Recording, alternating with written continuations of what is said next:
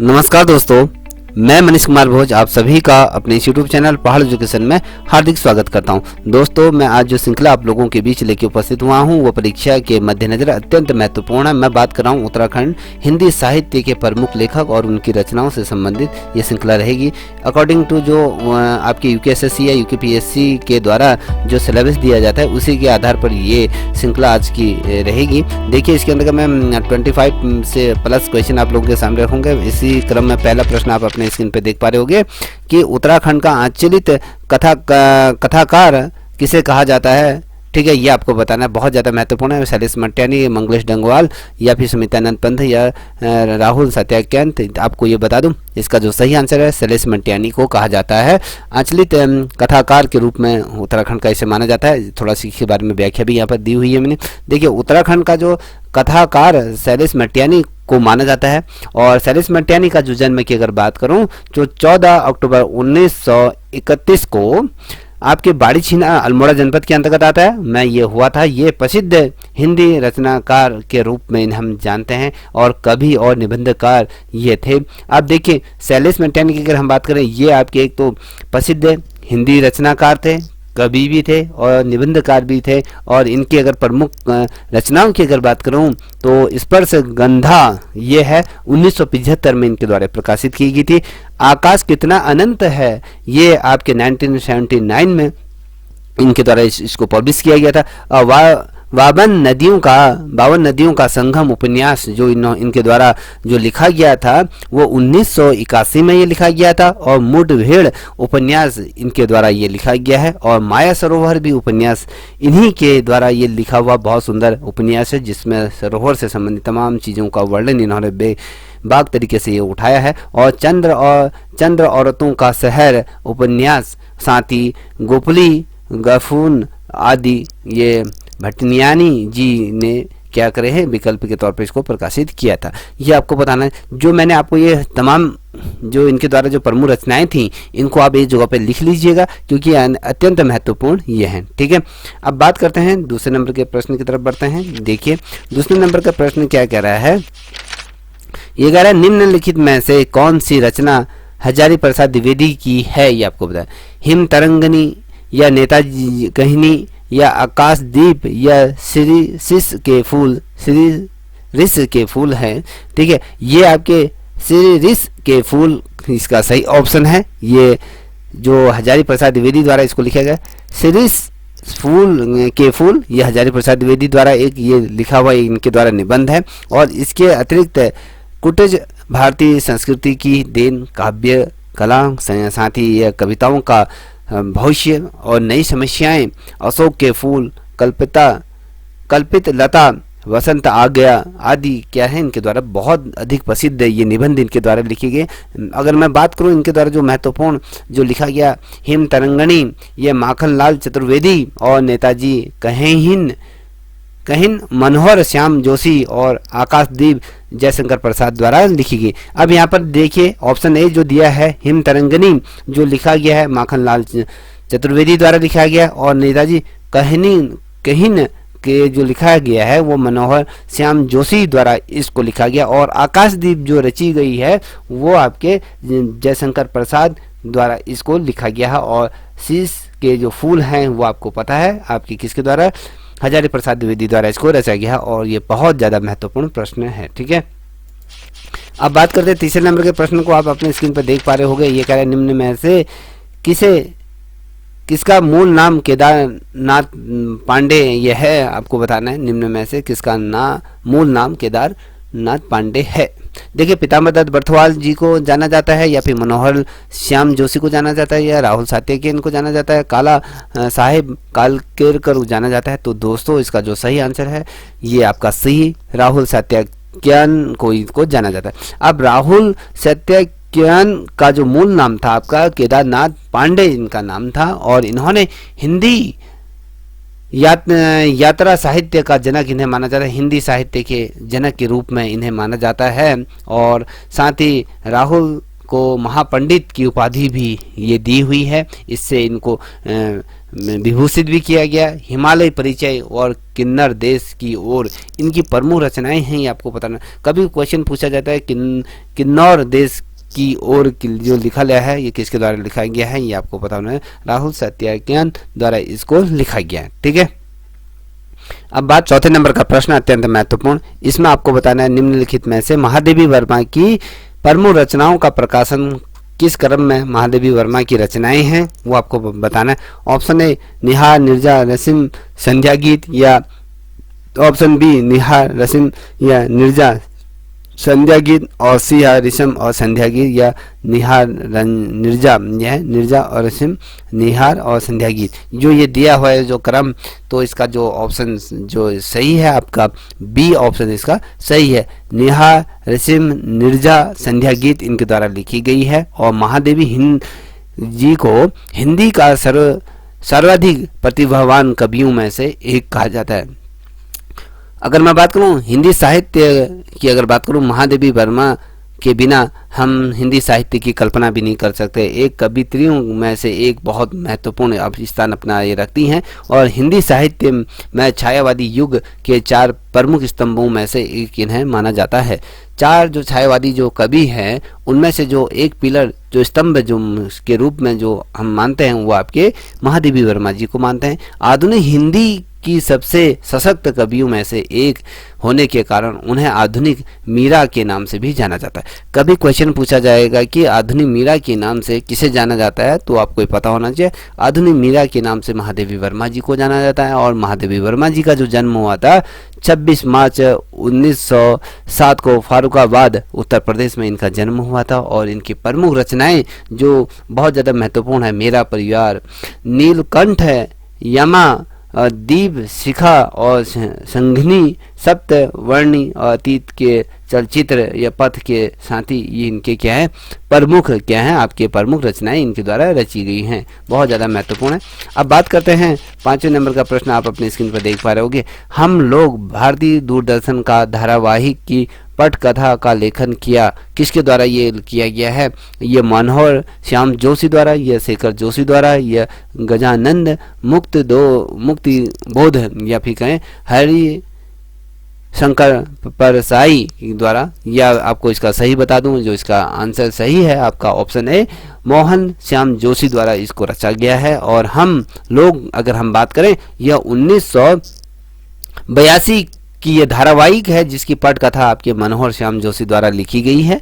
और अगर मैं बात करूं यह मैं दूरदर्शन में प्रकाशित होने वाला ये धारावाहिक था और इसका जो प्रसारण हुआ था यह 7 जुलाई 1984 से इसका प्रारंभ हुआ। और मनोहर श्याम जोशी की प्रमुख रचनाओं की अगर हम बात करें, सिल्वर वेडिंग, नेताजी कहीन, हम लोग, बुनियादी, मुंगेरी लाल के हसीन सपने, कुर सोहा आदि, ये मनोहर श्याम जोशी का जन्म की अगर हम बात करें 1935 में अजमेर में इनका जन्म हुआ था। और मूल रूप से अगर हम बात करें कि ये कहाँ के हैं मनोहर श्याम जोशी, तो ये अल्मोड़ा जनपद उत्तराखंड के ये मूल निवासी के रूप में जाना जाता है। कभी क्वेश्चन पूछा जाएगा कि मुंगेरी लाल के हसीन सपने, आपने कई बार ये कहावत सुने होंगे, तो इन्हीं के द्वारा ये रची गई है। कौन है? ये आपके मनोहर श्याम जोशी द्वारा इनको लिखा हुआ। ये जो इनके द्वारा हम लोग जो धारावाहिक जो रिलीज हुआ था आपके दूरदर्शन में 1982 को ये की धारावाहिक पटकथा इनके द्वारा लिखी गई थी। और जो इसका प्रकाशन हुआ था 7 जुलाई 1984 को इसका प्रकाशन किया गया था। ये कहाँ के हैं? आपके अल्मोड़ा जनपद के मूल रूप से निवासी। ठीक है, 6वें नंबर का प्रश्न देख पा रहे होंगे, निम्न में से कृषक संस्कृति का महाकाव्य किसे कहा जाता है? ये आपको बताना। कृषक संस्कृति का महाकाव्य की अगर हम बात करें गोदान या गवन या निर्मला या फिर सेवा सदन, तो आपको बता दूं ये गोदान है। आपने अगर पढ़ा होगा कक्षा 6-7 पहले तो ये होती थी, तो बहुत अच्छा गोदान, बहुत ही अच्छी ये कथा है। प्रेमचंद द्वारा इसे रचा गया है। गोदान ग्रामीण जीवन और कृषि संस्कृति का ये महाकाव्य ये है। किस प्रकार से ग्रामीण जीवन को इन्होंने अपनी पुस्तक में जिस प्रकार से उकेरा है, वहाँ की कृषि उनके जो कार्य करते हैं उन तमाम चीज़ों का जिक्र इसमें किया गया है, क्योंकि इसमें ग्रामीण जीवन का वातावरण और व्यापक रूप से इन्होंने वर्णन किया है। और अगर हम प्रेमचंद की कहानियों को अगर हम बात करें तो कहानी सम्राट भी इन्हें कहा जाता है। क्वेश्चन पूछा जाता है कि कहानी सम्राट के रूप में कौन सा व्यक्ति प्रसिद्ध है, वो आपके प्रेमचंद जी हैं कहानी के सम्राट के रूप में। और इनके द्वारा जो प्रसिद्ध जो रचनाएं हैं, गोदान बहुत सुंदर ये इनके द्वारा लिखा गया है। सेवा सदन, गवन या निर्मला, कर्मभूमि, रंगभूमि, कायाकल्प, मंगलसूत्र, अलंकार, प्रेम, यश या प्रतिज्ञा, वरदान आदि इनके द्वारा जो प्रसिद्ध उपन्यास इनके द्वारा लिखे गए हैं। और इनके द्वारा जो लिखी गई लोकप्रिय कहानियां हैं, पंच परमेश्वर इनके द्वारा लिखा गया। नमक का दौरा का आपने अपने स्कूली शिक्षा के दौरान ये पढ़ा होगा। और कफन और दो बैलों की कथा, हीरा और मोती की ये कहानी सुनी होगी। ईदगाह इनके द्वारा प्रसिद्ध ये लिखी गई, बहुत ही महत्वपूर्ण ये इनके द्वारा जो रचनाएं लिखी गई हैं, जो कविताएं लिखी गई हैं, तो ये कहानियाँ इनके बहुत ज़्यादा महत्वपूर्ण है। कई दफ़े क्वेश्चन पूछे जाते हैं। ठीक है, अब बात करते हैं अगले प्रश्न की ओर बढ़ रहे हैं। हम बात करें सुमितानंद पंत जी को सम्मानित किया गया था, किस वर्ष ये किया गया था ये आपको बताना है। सुमितानंद जी को जो सम्मानित किया गया था साहित्य अकादमी पुरस्कार से किया गया था, या फिर भारतीय ज्ञानपीठ पुरस्कार से किया गया था, या ए बी दोनों, या इनमें से कोई नहीं। तो आपको बता दूं, जो सुमितानंद पंत जी को साहित्य अकादमी पुरस्कार के साथ साथ आपको भारतीय ज्ञान पुरस्कार से भी इन्हें सम्मानित किया गया। सुमितानंद पंत जी को हिंदी साहित्य की सेवा के लिए उन्हें जो पद्म भूषण जो पुरस्कार दिया गया था 1961 में, इनके असीम योगदान के लिए भारत सरकार द्वारा दिया गया। और साहित्य अकादमी सम्मान भी इन्हें दिया गया था। और उन्हें लोकप्रिय रचनाएं जो इनकी रही चिदम्बरा के लिए इन्हें क्या किया था, ज्ञानपीठ पुरस्कार दिया गया था। 1968 में ये पुरस्कार इन्हें दिया गया था। और लोक गायन स्वर्ण किरण के लिए इन्हें सोवियत लैंड नेहरू पुरस्कार जैसे उच्च श्रेणियों के सम्मान से अलंकृत इनको किया गया। सुमितानंद पंत जी की अगर हम बात करें दोस्तों, 20 मई 1900 को इनका जो जन्म हुआ था, कौसानी अल्मोड़ा में इनका जन्म हुआ था। आज कौसानी जो हिस्सा है आपका बागेश्वर जनपद का, ये अहम हिस्सा है। और इसके इनके जो बचपन जो बीता ये आपके कौसानी में बीता। और बचपन का नाम गोसाई दत्त इनका था। और सुमितानंद पंत के नाम पर कौसानी को जाना जाता है। और उनके पुराने घर को पथ वृत्तिका के नाम से आज संग्रहालय के रूप में वहाँ पर सजाया गया है। और इनके द्वारा जो प्रमुख जो रचनाएं लिखी गई, हार, वीणा, पल्लव, चिदम्बरा, युगाणी, युगपथ, लोक गायन, स्वर्ण किरण, कला और बूढ़ा चांद जो लिखा गया है, ये आपके सुमितानंद पंत जी द्वारा लिखा गया। इनका असीम योगदान आपके उत्तराखंड के साहित्य में बहुत अधिक माना जाता है। अब बात करते हैं, यहाँ पर आप देख पा रहे होंगे मनोहर श्याम जोशी की सिल्वर वेडिंग की कहानी का जो प्रमुख पात्र किसे माना गया था, वंशीधर भूषण या दत्ताजी राव या यशोधर बाबू। तो आपको बता दूं यशोधर बाबू इनका क्या था, सिल्वर वेडिंग की कहानी का मुख्य पात्र के रूप में इन्होंने इस पात्र को सजीवित किया था। मनोहर श्याम जोशी द्वारा जो लिखी गई जो सिल्वर वेडिंग की कहानी का जो मुख्य पात्र आपको यशोधर बाबू को माना गया है। और यह पारंपरिकवादी और संस्कारी व्यक्ति थे जो अपनी पुरानी आदतों और संस्कारों से बंधे हुए थे। और सिल्वर वेडिंग की कहानी मूलतः संवेदना दो पीढ़ियों के बीच का अंतराल है। देखिए दोस्तों, 90 नंबर की प्रश्न की ओर हम बढ़ रहे हैं। निम्न में से मंगलेश डंगवाल की रचना है, कौन सी मंगलेश द्वारा रची ये रचनाएं हैं, यहाँ पर देख पा रहे होंगे आप, 4 ऑप्शन दिए हैं।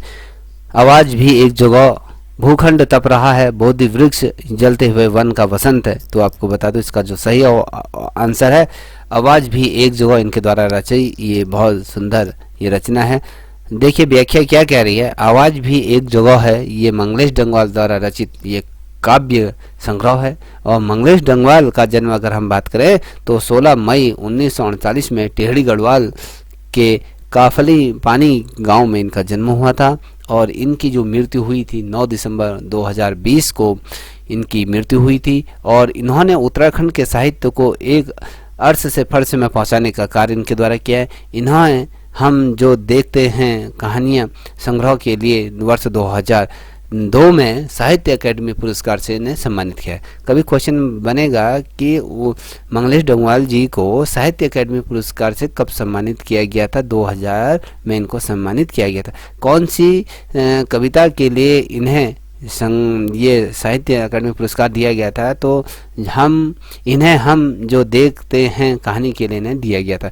और साहित्य अकादमी जब पुरस्कार दिया गया था तो इनके द्वारा जो प्रमुख जो रचनाएं जो इनके द्वारा रची हैं, बहुत ज़्यादा महत्वपूर्ण ये रचनाएं हैं। जैसे आप देख पा रहे होंगे, पहाड़ का लालटेन बहुत ज़्यादा महत्वपूर्ण। कई दफ़े ये यूकेपीएससी या पीसीएस में ये क्वेश्चन पूछा जाता है कि पहाड़ का लालटेन किसको द्वारा रची है? मंगलेश डंगवाल द्वारा ये रचा है। और घर का रास्ता हम जो देखते हैं ये है, इनको साहित्य अकादमी पुरस्कार इसी के लिए दिया गया था। आवाज़ एक जगह है और एक नए युग में शत्रु, इनके द्वारा ये रचा है। ठीक है, अब बात करते हैं 10वें नंबर का प्रश्न। आप देख पा रहे होंगे, दो पंक्तियों के बीच नमक नामक कविता के रचयिता कौन है? ये आपको बताना है। देखिए, दो पंक्तियों के बीच नमक कविता जो रची है शैलेश मट्यानी, हिमांशु जोशी या शिवानी द्वारा या फिर आपके राकेश जोशी द्वारा। तो दोस्तों आपको बता दूं, दो पंक्तियों के बीच ऑप्शन अगर मैं बात करूं, आपके डी ऑप्शन इनका सही है। राकेश जोशी द्वारा ये रची हुई है कविता संग्रह, जिसके लिए इन्हें 2002 में साहित्य अकादमी पुरस्कार से सम्मानित किया गया है।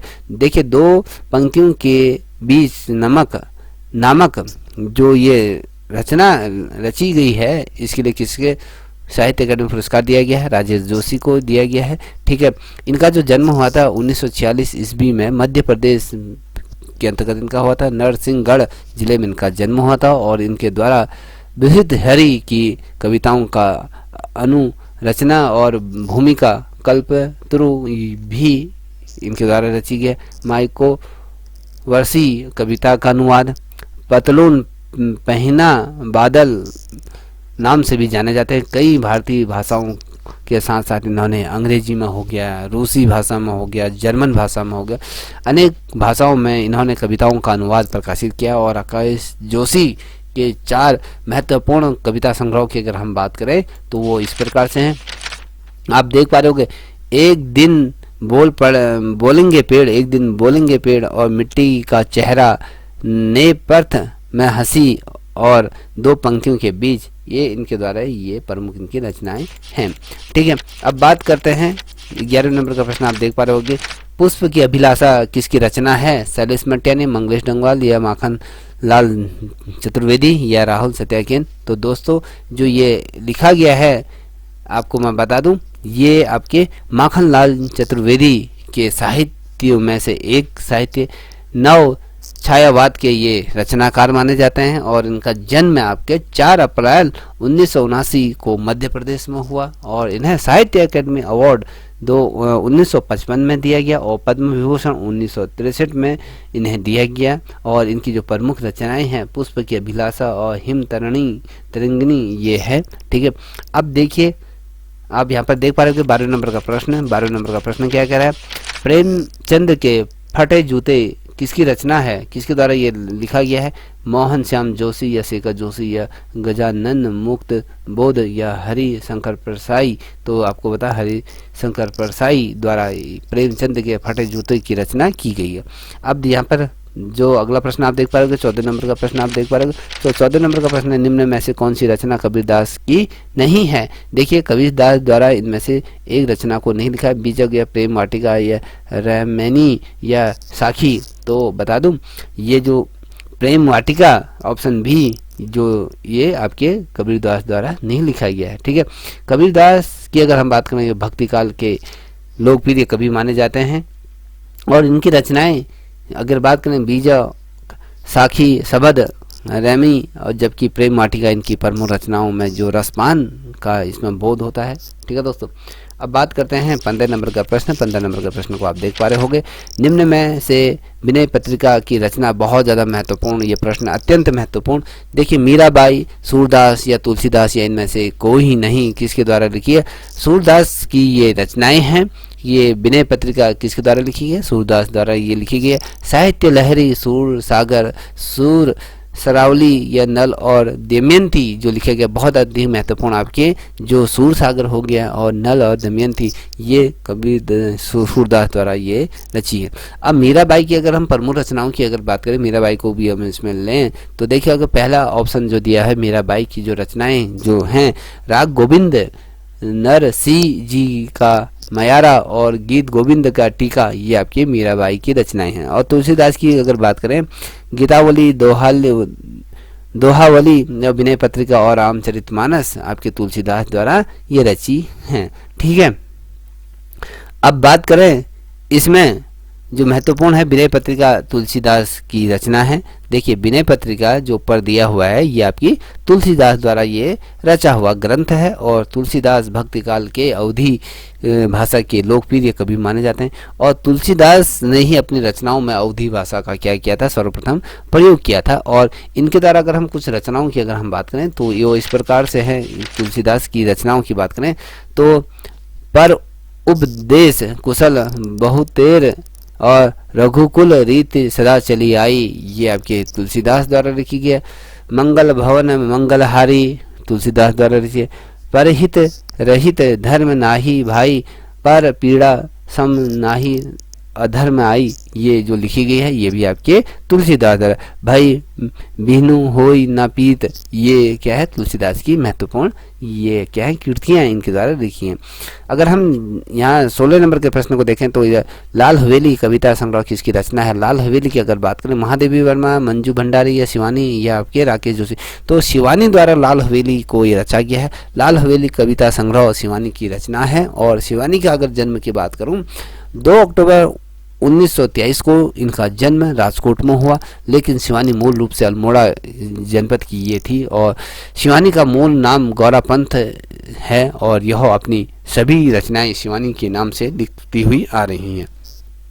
हिंदी साहित्य के महत्वपूर्ण योगदान इनके लिए ये रहा, इन्होंने हिंदी साहित्य में अपना महत्वपूर्ण योगदान दिया। और पद्मश्री पुरस्कार जो इनको दिया गया शिवानी जी को 1982 में इनको पद्म श्री दिया गया से सम्मानित किया गया। और इनकी प्रमुख रचनाओं की अगर हम बात करें, इसमें सती कहानी संग्रह है, लाल हवेली कविता संग्रह के अंतर्गत झरोका, 20 कन्या, मायापुरी और कृष्ण का कली और वातायन आदि इनके द्वारा क्या लिखी गई हैं, प्रमुख रचनाएं लिखी गई। वहीं 18वें नंबर का प्रश्न आप देख पा रहे हो, निम्न में से कौन सी रचना मुक्त भंडारी की नहीं है, मन्नू भंडारी की नहीं है? आपकी बंटी, यही सच है, दीपशिखा या महाभोज, जो दीपशिखा महादेवी वर्मा की रचना है, सर्वप्रथम आपको ये पता होना चाहिए। और अगर अन्य जो सभी रचनाएं हैं, देखिए दीपशिखा एक यहाँ पर दिया हुआ है, सी ऑप्शन दिया है, ये आपकी क्या है, महादेवी वर्मा की हैं। और अन्य सभी रचनाएं जो हैं आपकी मनु भंडारी की हैं। और हिंदी साहित्य के सुप्रसिद्ध कहानीकारों में मंजू भंडारी का नाम शुमार होता है। और मंजू भंडारी का जो जन्म हुआ है 3 अप्रैल 1931 को मध्य प्रदेश के मंदसौर जिले में भानुपुरा गांव में इनका जन्म हुआ। इनका बचपन का नाम महन कुमारी ये था, परंतु लेखन के लिए उन्होंने मनु शब्द का चुनाव किया। जब इन्होंने कोई जो ग्रंथ लिखा उनमें जो अपना जो नाम लिखा उन्होंने मनु लिखा। और इन्होंने धर्म युग में धारावाहिक के रूप में प्रकाशित उपन्यास आपकी बंटी लोकप्रियता इसको मिली। और हिंदी साहित्य में योगदान के लिए व्यास सम्मान से सम्मानित किया। उत्तर प्रदेश हिंदी साहित्य संस्थान द्वारा पुस्तक इनको पुरस्कृत किया गया। हाल ही में इनका निधन हुआ था। अगर मैं बात करूं, मन्नू भंडारी का जो निधन हुआ 15 नवंबर 2021 को इनका निधन हुआ। और इनकी प्रमुख रचनाओं की अगर हम बात करूं, एक पलौट सैलाब 1962 में, मैं हार गई 1957 में, यही सच है 1966 में, नायक खलनायक विदुष आदि श्रेष्ठ कहानियाँ इनके द्वारा लिखी गई। अगर हम इनके कुछ उपन्यासों के बारे में कहें जो बहुत महत्वपूर्ण है, बिना दीवार का घर 1966 को, आपकी बंटी 1971 को, 1 इंच मुस्कान 1962 को, महाभोज जो लिखा था 1979 को लिखा गया था। और यही सच है इस पर आधारित जो रजनीगंधा जो फिल्म बनी थी अत्यंत लोकप्रिय रही और उनको 1974 को सर्वश्रेष्ठ फिल्म पुरस्कार भी यहाँ पर इसको दिया गया था। ठीक है, कभी क्वेश्चन पूछा जाएगा कि भैया जो इनको जो पुरस्कार दिया गया था, ठीक है, तो ये कौन सा पुरस्कार था, तो जो अत्यंत लोकप्रिय रहा, तो फिल्म फेयर अवार्ड इन्हें इसमें दिया गया। रजनीगंधा नामक जो फिल्म अत्यधिक लोकप्रिय रही, ये इनका महत्वपूर्ण इसमें योगदान रहा। कौन? मनु भंडारी। अब बात करते हैं गोरखियानी किसकी रचना है, आप सभी को पता होगा। गोरखियानी गोरखाओं से रिलेटेड मंगलेश डंगवाल के, शैलेश मंटिया, सुमित्रानंद पंत, पीताम्बर दत्त बर्थवाल। तो आपको बता दूं, आपका डी पीताम्बर दत्त बर्थवाल द्वारा ये रचा है। गोरखियानी पीताम्बर दत्त बर्थवाल की प्रमुख रचनाओं में से एक मानी जाती है। और पीताम्बर दत्त बर्थवाल का जो जन्म हुआ था 2 दिसंबर 1901 को गढ़वाल उत्तराखंड में इनका जन्म हुआ। इनकी प्रमुख रचनाओं की बात करें तो आपकी गोरखियानी मकरकंद, ध्यान से आत्मा चिकित्सा आदि इनकी क्या है, महत्वपूर्ण ये कृतियां हैं। इन्होंने हिलमैन पत्रिका का भी क्या किया था, यहाँ पर प्रकाशन किया गया था उत्तराखंड के अंतर्गत। देखिए ये कह रहे निम्न में से मनु भंडारी किस रचना पर रजनीगंधा नामक फिल्म बनी थी और 1974 को सर्वश्रेष्ठ फिल्म के रूप में पुरस्कृत किया गया। देखिए आप सभी को पता होगा इसका जो यही सच है, ठीक है, खलनायक, मैं हार गई, यही सच, 1 इंच मुस्कान। तो आपको बता दो यही सच, ठीक है, रजनीगंधा नामक फिल्म इनके द्वारा ये किया गया था। अब बात करते हैं हम 21वें नंबर का प्रश्न, अत्यंत महत्वपूर्ण, निम्न में से कौन सी रचना शेखर जोशी की नहीं है। शेखर जोशी द्वारा जो रचना नहीं लिखी गई, नौरंगी, बीमार है, पहाड़ पर लालटेन, मेरा पहाड़, एक पेड़ की याद। तो आपको बता दूं मेरा पहाड़ पर लालटेन ये आपकी क्या है, शेखर जोशी की रचना नहीं है। नौरंगी बीमार है इनके द्वारा लिखी गई है, मेरा पहाड़ इनके द्वारा लिखा गया है, और एक पेड़ की याद इनके द्वारा, और पहाड़ पर लालटेन की अगर बात करें तो मंगलेश डंगवाल द्वारा ये लिखा गया। शेखर जोशी का संबंध अल्मोड़ा से है और अल्मोड़ा जनपद के रहने वाले, और शेखर जोशी की प्रमुख रचनाएं मेरा पहाड़, कोसी घटवार और एक पेड़ की याद, हलवाहा या डांगरी वाले और नौ रंगी बीमार, एक पेड़ की याद की रचनाएं इनके द्वारा लिखी। 1987 में इन्हें महादेवी प्रसाद द्विवेदी पुरस्कार से ने क्या किया था, सम्मानित किया। अब वहीं हम 22वें नंबर का प्रश्न अगर देख पा रहे होंगे, निम्न में से कौन सी पुस्तक यशवंत सिंह कठौत की नहीं है। उत्तराखंड का नवीन इतिहास, उत्तराखंड का दर्शन, मध्य हिमालय का पुरातत्व, यह मध्य हिमालय की कला पुस्तक, ये आपको बताना है, ठीक है। देखिए दोस्तों अगर मैं बात करूं उत्तराखंड की नवीन इतिहास और मध्य हिमालय का पुरातत्व और मध्यकाल की कला जो ये लिखी गई है, ये क्या है, यशवंत सिंह कठौत द्वारा ये लिखी गई है। और ये आपको बताया जो हिमालय दर्शन की बात करूं इनके द्वारा ये रचा नहीं गया है, ठीक है। जबकि हिमालय दर्शन जो लिखा गया है आपके शिव प्रसाद डबराल द्वारा ये लिखा गया।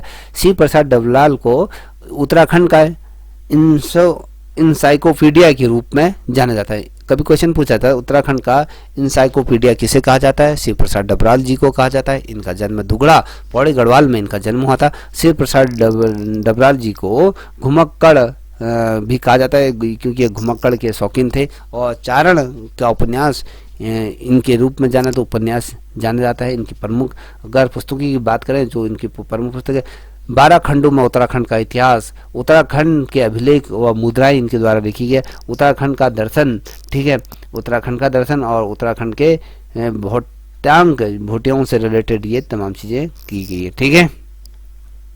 अब बात करते हैं अगला प्रश्न, ए लैंग्विस्टिक स्टडी ऑफ जौनसारी प्रसिद्ध रचना किसकी द्वारा है। उमा शंकर शर्मा सतीश या डी शर्मा या सरमन ओकेल या आर एस टोलिया। तो आपको बता दूं ए लैंग्वेजिंग स्टडी ऑफ जौनसारी पुस्तक के लेखक आपके अगर मैं बात करें उमा शंकर शर्मा सतीश हैं। और इस पुस्तक का जो प्रकाशन हुआ था 1990 में हुआ था। और इस पुस्तक में जौनसारी भाषा लैंग्वेज की अगर बात करें, ठीक है, तो सामाजिक और सामाजिक सांस्कृतिक प्रवृत्ति के स्वरूप को दर्शाया गया है। और जौनसारी भाषा उत्तराखंड में बोली जाने वाली एक प्रमुख भाषाओं के रूप में इसे माना जाता है। और उमा शंकर सतीश इसका संबंध रुद्रप्रयाग जिले से इनका संबंध है। उमा शंकर सतीश ने सूरीनाम में रहकर ये निबंध लिखे और भारत के बाहर एक और भारतीय सूरीनी नाम में हिंदी और भारतीय संस्कृत सतीश जी की अन्य रचनाओं की अगर बात करें, नया जमाना पत्थर बोलते हैं, पर्वतीय जन्म, कर्म भूमि और देवभूमि आदि इनके अतिरिक्त ही हैं। अगर मैं बात करूँ डी शर्मा द्वारा जो लिखा गया है हिमालय के खस, और आर एस टोलिया द्वारा जो लिखा गया, ब्रिटिश कुमाऊं गढ़वाल इनके द्वारा लिखा, सर मन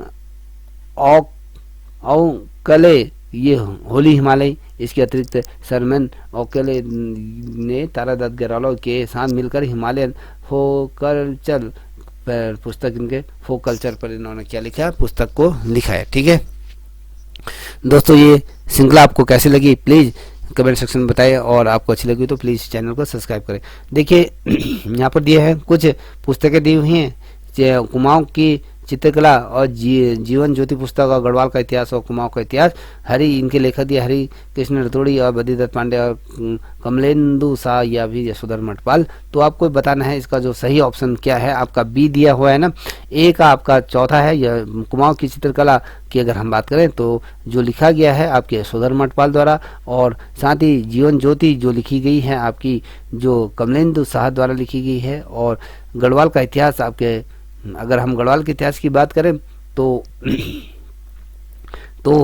सी का हरिकृष्ण रतोड़ी द्वारा लिखा गया है, और डी कुमाऊं का इतिहास की अगर हम बात करें तो आपके बद्रीदत्त पांडे द्वारा ये लिखा गया है।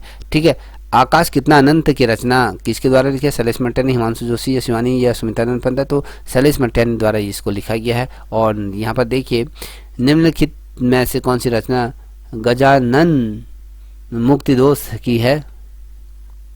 ठीक है, ये आपको बताना, चांद का मुंह टेढ़ा है, या भूखंड तप रहा है, या मिट्टी का चेहरा, या जलते हुए वन। तो आपको बता दूं इसका ऑप्शन है चांद का मुंह टेढ़ा है। ठीक है, ये है सॉरी व्याख्या, चांद का मुखड़ा टेढ़ा है के रचनाकार गजानन मुक्तिदोष हैं। और गजानन मुक्तिदोष का जन्म अगर बात करें 13 नवंबर 1917 को हुआ, और हिंदी साहित्य के चर्चा का केंद्र में रहने वाले मुक्ति बोध कहानीकार और समीक्षक के रूप में जाना जाता है। इन्होंने प्रगतिशाली कवि और नई कविताओं के बीच एक सेतु का कार्य किया। और कविता संग्रह की अगर बात है, चांद का मुंह टेढ़ा, भूरी भूरी खाल धूल, कहानी संग्रह, काठ का सपना, विपात्र सशस्त्र से उठता आदमी, ये तमाम चीज़ें इनके द्वारा लिखी गई है। ठीक है दोस्तों, ये आपको ये श्रृंखला अगर अच्छी लगे तो प्लीज़ इस चैनल को लाइक शेयर सब्सक्राइब अवश्य करें, साथ ही अपने दोस्तों के साथ। तब तक के लिए इतना ही। जय हिंद, जय भारत, जय उत्तराखंड।